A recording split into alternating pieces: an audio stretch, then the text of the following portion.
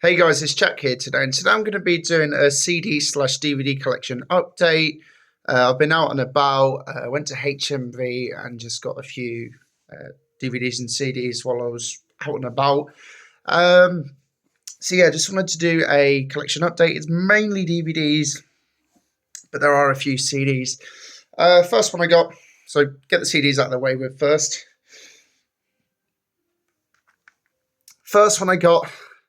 Queensryche, Operation Mindcrime. I love this album. I absolutely love this album. This was the 2003 remaster or 2003 remaster. I have another copy of this album. It's the 2-disc version, which I believe was the later remaster, which has a second disc. This was the first remaster from 2003. The album originally came out in 1988.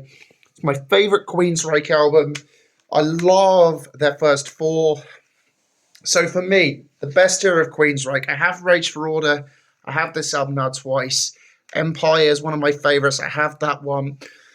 So my favourite albums from Queensryche. Queensryche EP, which I need to get, which also is advertised under the disc. This is my favourite, besides from Hearing the Never Frontiers. So my favourite is Queensryche EP, The Warning, Rage for Order, this album right here, Operation Mindcrime, which is my favourite.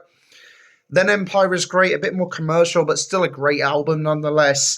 Promised Land is still good. I consider these albums the best. Queensryche EP through to Empire is my favourite period. But Promised Land is solid still and a lot better than the later stuff. But it also advertises on here, Hearing the Now Frontier, which is an absolutely dreadful album. Promised Land I can get behind. Promised Land's still pretty good. But Hearing the Now Frontier is terrible. Some of the newer stuff's pretty good, though. They're back on track. But yeah, this is a great album. This is my favourite Queensryche album. I honestly don't care if I've got two copies. This album's that good.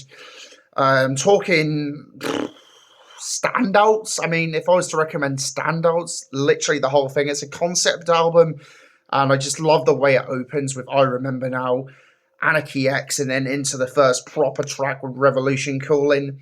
This is a great album. My favourite song is honestly Speak. I love the song Speak. Other favourites include Revolution Calling. I love Revolution Calling. Operation Mindcrime, the title song is great. One of my favourites. Speak's my favourite, absolutely. Spreading the Disease is probably my second favourite, not to be confused with Anthrax. The Mission is probably my third favourite, like 3 absolute killer songs in a row along the title track, which is awesome. Obviously, Sweet Sister Mary's next. The Needle Lies is probably my fourth favourite. So the best songs already on the singles, although the singles are great as well. Yeah, The Needle Lies is great. Electric Requiem's good. Breaking the Silence is another one of my absolute favourites in my top 5 for sure. I Don't Believe in Love is my favourite of the singles, honestly. I Don't Believe in Love is my favourite of the singles. The 3 singles were Revolution Calling, I Don't Believe in Love, and one we're going to get to in a minute. Waiting for 22's decent, My Empty Room's decent, and Eyes of the Stranger, which was the other single, amazing song. Then it includes bonus tracks, The Mission Live, which is a great live performance from Hammersmith in 1990, and then My Empty Room live in 1994. This is a great find. I'm so proud. It's been a long day. I'm so happy that I've got this album. Obviously, I have the 2-disc version as well. So glad to have this in my possession. Classic fucking Queensryche. I obviously have Rage for Order and Empire. Need to get The Warning. Need to get the debut EP. Honestly, need to get Promised Land. I love Promised Land. Like, it's not on par with the previous ones, but credit where it's due. Been a long fucking day. But yeah, Promised Land is really good, honestly. I just think the first 4 were just so killer, and then Promised Land's good, really good, but I do really love it still. Favourite Queensryche album right here. Hail fucking classic Queensryche. Right. This album, me and my friends saw, and I honestly remember it being better than it actually is. When I was younger and I was new to Radiohead. I thought this was a good album. And obviously, I love Radiohead, but mainly for OK Computer, The Bends, and honestly, Pablo Honey. I love Pablo Honey. Kid A came out and it was different. I really love Kid A as well, the more experimental album that came out right after OK Computer. Amnesiac was still pretty interesting. Like, there's a lot of good stuff on there. And I used to like this album, Hail to the Thief. But the more I've gone back to it, today, it's not as good as I remember. And me and my friend even joked and said about throwing it out the window. It's not my cup of tea, but some people might love it. The album right after In Rainbows is a lot better, and the one before Amnesiac is a lot better. Yeah, after In Rainbows, I didn't really care for Radiohead. Some people like Moonshake Paul, that's fine. I didn't really like it. But this album wasn't for me, honestly. But more power to those who love it. My favourite album from Radiohead will always be OK Computer, but this one wasn't for me, Hail to the Thief. Maybe it will grow on me. I used to kind of like it. Even then, I thought it was one of their weaker ones, along with King of Limbs, which is shit. Yeah, but early Radiohead is really cool. I just can't get behind this. See, here's the thing. Kid A and Amnesiac, they're experimental, but they've still got rock in the sound as well, whereas this one's just like experimental all the way through without any rock at all. So yeah, it weren't for me. And same with In Rainbows, you know, it still has a rock edge to it, whereas this one's just like flat out experimental all the way through. It wasn't for me. You know, some people prefer that. I'm more of a rock guy, so yeah, not my thing, but quite honestly, it's getting chucked. So if anyone wants Hail to the Thief and live in England, then I'll give it to you, I guess. Moving on, because I love music and I could sit there all day and talk about random bands. Harry Potter. So as you can see, I got this in HMV. I love these films. Love these films. Absolutely love these films. Yeah. All 8 films for £9.99. It was £19.99. What a bargain. What a bargain. Had to get this. Enough fucking said. Amazing. Amazing bargain. Yeah. House of the Thief, Radiohead. Weren't for me. You know, if you like it, you like it. No Time to Die, the only Daniel Craig film that I was missing in my collection. I haven't seen it, so I can't say anything. This is the only James Bond film I haven't seen. Heard good things, so I'll have to watch it. God, I'm in a really weird mood today. Arnold Schwarzenegger box set. So you have the original Terminator, still my favourite Terminator film. Predator, still my favourite Predator film. Commando, which I haven't seen in a long time, so I remember it being a good film, but I can't remember. And Conan the Barbarian, I mean, what a great film that is. Love that film. So this was only like a couple of quid. Had to get it. Fully sealed as well. What beauty. Yeah, it's crazy to think that this Terminator, turned into what it is now. I mean, Terminator is an absolute masterpiece. The Terminator from the 80s. Masterpiece. Terminator 2, a great film. It's not for me on the same level as the first one, but it's a freaking brilliant film. It's still an exciting film. There's still a lot of action to it. Third one, honestly, I'm going to defend the third one a little bit. It's nowhere near on the level as the first two, but it's not that bad. It's honestly not that bad. It's still bad, but it's not terrible. And then Salvation came out as like, okay, this is where I draw the line. I'm out. And then Genesis, same thing again. Not the band Genesis. I love Genesis. But yeah, you see what I'm saying? Dark Fate, the newest one, didn't even bother with it. But it did look a bit better than Genesis and Salvation. Maybe it's on the same level as Rise of the Machines. I doubt it's going to be on the same level as this. Huge Terminator nerd. Classic Terminator nerd. Sarah Connor Chronicles was brilliant, though. I will say that much. Here's a show I unashamedly love. I've been getting really into this show recently. over the past 5 months. Honestly, it's been helping me with my sobriety. By the way, Furion De Guile is playing in the background when Furion was still one of my favourite bands. I don't like the newer stuff, but I do like 90s and 2000s Furion. So I'm playing De Guile. You probably can't hear it because I'm rambling like a nutcase. Mrs. Brown's Boys, the original Christmas special, and still my favourite. I've watched every single episode as of right now, as I watched the new one recently, and it was pretty good. It was one of the best episodes of Mrs. Brown in a good while, so. But the original Christmas special is an absolute classic, along with the original 3 seasons, which are great as well.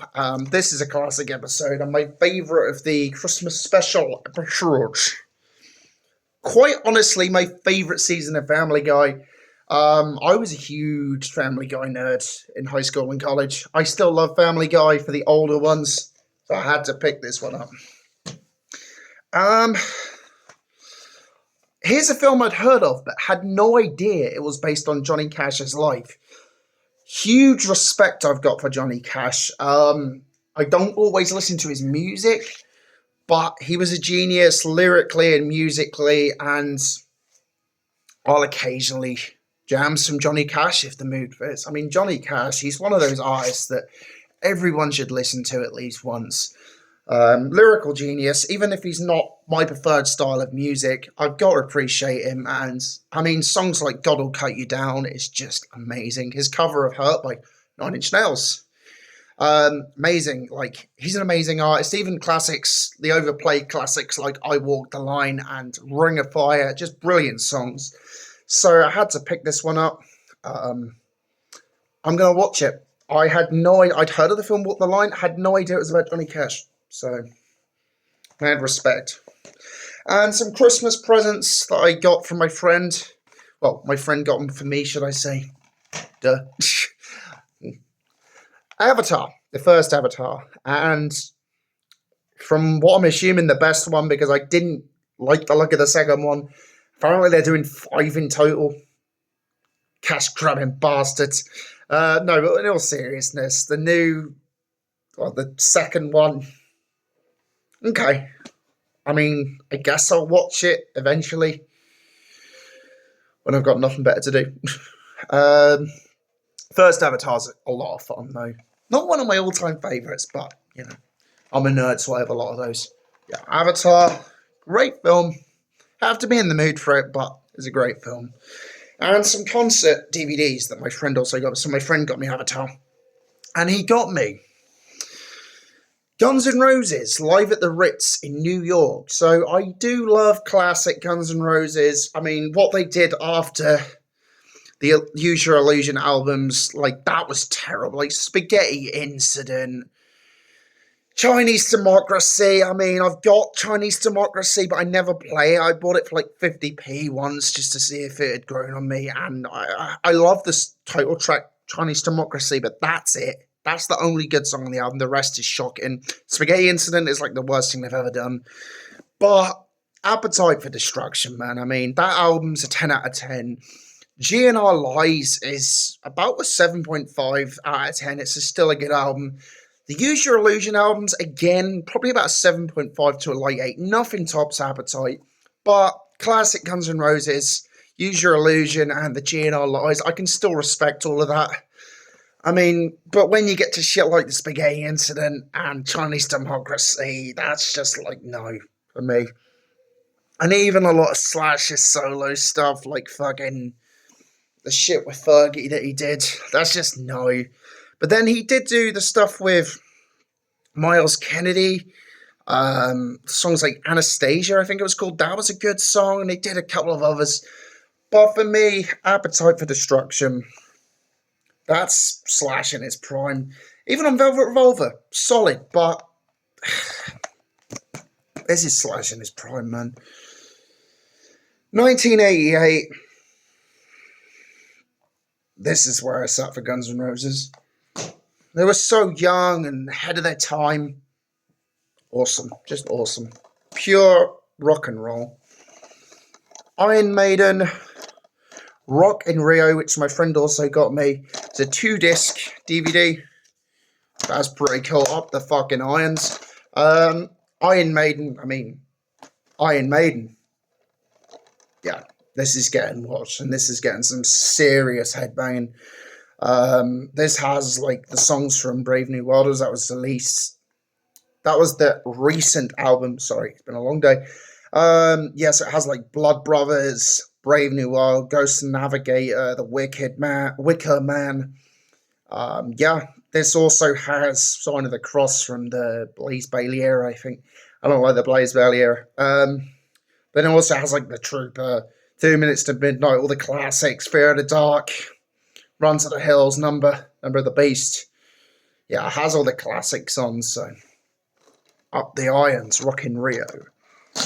And then I got a Kerrang magazine.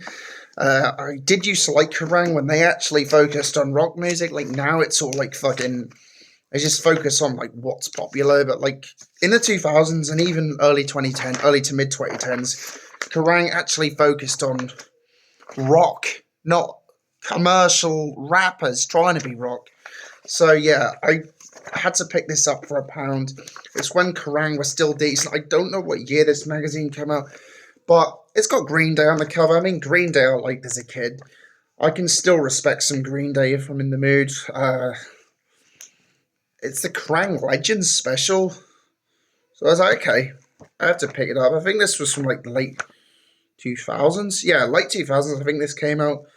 It has a review of Death Magnetic in it, so it must have come out like very late 2000s. Yeah, this is kind of cool. I had to pick this up as well. Thank you all for watching. And